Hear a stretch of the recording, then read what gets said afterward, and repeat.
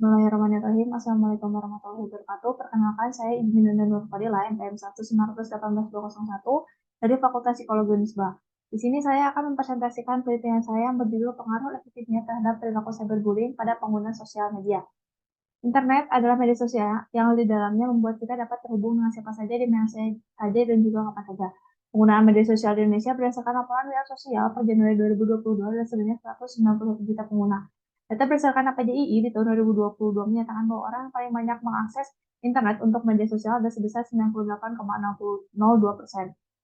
Salah satu dampak positif dari mengakses media sosial itu sendiri adalah kita dapat berinteraksi, berkomunikasi, serta menjadi terhubung antara satu dengan yang lainnya. Dampak negatif dari media sosial adalah terjadi tindakan cyberbullying. Dalam melakukan cyberbullying, biasanya pelaku terdorong beberapa faktor seperti faktor keluarga, faktor internal, serta faktor eksternal. Faktor internal menjadi salah satu faktor terjadi cyberbullying, yaitu rasa frustasi yang menyebabkan perilaku agresi yang dimana individu dan sistemnya juga memiliki masalah dengan tingkat agresi yang relatif tinggi, dan juga diidentifikasi sebagai pelaku kekerasan. Sejumlah penelitian mengungkapkan bahwa individu dengan leukemia lebih banyak menunjukkan respon emosional yang tidak terkendali sehingga melakukan tindakan agresif, salah satunya perilaku cyberbullying. Individu dengan leukemia memiliki empati yang relatif rendah. Empati yang rendah adalah prediktor dari perilaku cyberbullying. Selain dengan konsekuensi secara psikologis dan juga fisik, individu dengan leukemia juga memiliki konsekuensi dengan interpersonal, sehingga individu dengan leukemia lebih banyak menggunakan media sosial dalam berkomunikasi dan bersosialisasi. Sedangkan di sisi lain menunjukkan bahwa cyber victimization leukemia berhubungan dengan perilaku cyberbullying.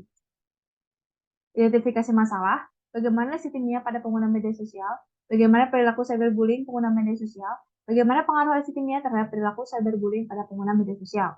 Tujuan penelitian yaitu untuk mengetahui bagaimana leukemia pada pengguna media sosial, untuk mengetahui bagaimana perilaku cyberbullying pada pengguna media sosial, untuk mendapatkan data empiris mengenai pengaruh leukemia terhadap perilaku cyberbullying pada pengguna media sosial. Kegunaan secara teoritis bisa memberikan manfaat kepada penelitian selanjutnya, serta diharapkan penelitian ini bisa memberikan sumbangan ilmiah dan ilmu psikologi pada bidang kajian psikologi klinis, khususnya pada kajian mengenai pengaruh antara algoritma terhadap perilaku cyberbullying pada pengguna media sosial. Secara praktis, bisa memberikan kontribusi dalam mengintervensi individu dengan algoritma sejak pada perilaku cyberbullying. Penjelasan teoritis, alexithymia oleh Taylor tahun 1989 menyebutkan individu dengan alexithymia mengalami kesulitan dalam mengekspresikan perasaan yang dimiliki oleh dirinya. Mereka memiliki gaya kognitif yang lebih konkret dengan kenyataan dan berbasis realitas. Serta mereka juga memudahkan kehidupan fantasi dan emosional. Terdapat 3 fitur dalam alexithymia. Yang pertama, difficulty identifying feeling, difficulty describing feeling, serta externality oriented thinking. Untuk cyberbullying menggunakan teori Willard tahun 2007, yang mana menyebutkan cyberbullying adalah suatu aktivitas mengirim atau bahkan memposting materi yang berbahaya atau yang terlibat dalam bentuk agresi sosial dengan menggunakan media internet atau teknologi digital lainnya.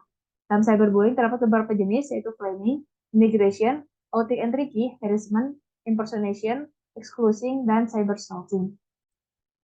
Untuk hipotesisnya sendiri, terdapat pengaruh algoritma terhadap perilaku cyberbullying pada pengguna media sosial.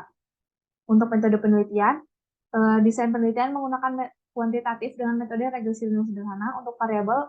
Untuk independent variable yaitu variabel algoritma, sedangkan dependent variable dengan variabel cyberbullying. Untuk alat ukur, algoritma menggunakan Toronto Algorithm Scale, sedangkan untuk cyberbullying menggunakan cyberbullying scale.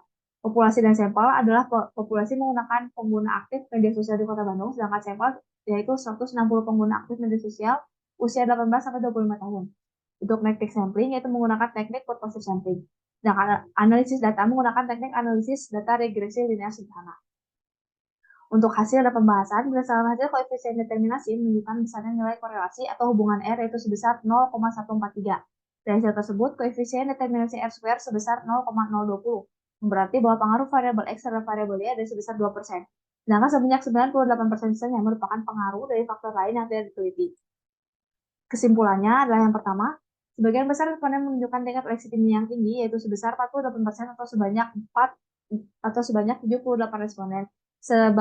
Yang kedua adalah sebagian besar responden menunjukkan tingkat cyberbullying yang tinggi, sebesar 93,1% atau sebanyak 148 responden. Pada penelitian ini menunjukkan bahwa leukemia memiliki pengaruh signifikan terhadap perilaku cyberbullying pada pengguna media sosial, yaitu sebesar 0,020 atau 2%.